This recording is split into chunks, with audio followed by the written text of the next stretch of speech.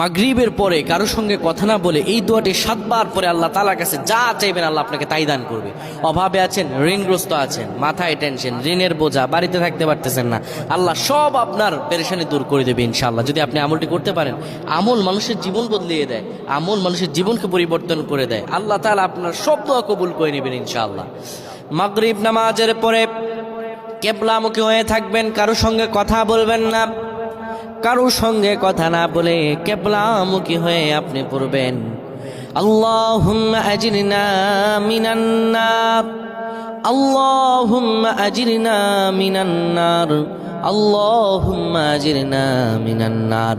যদি এটি আপনি মাগরিব নামাজের পরে কারোর সঙ্গে কথা না বলে পড়ে 7 বার পরে দুটি হাত তুলে আল্লাহর কাছে দোয়া করেন, আল্লাহ জাহান্নামের আগুন থেকেও বাঁচাবেন এবং আল্লাহ আপনার সব দোয়াগুলো কবুল আর মঞ্জুর করে নেবেন। আল্লাহুম্মা আমিন।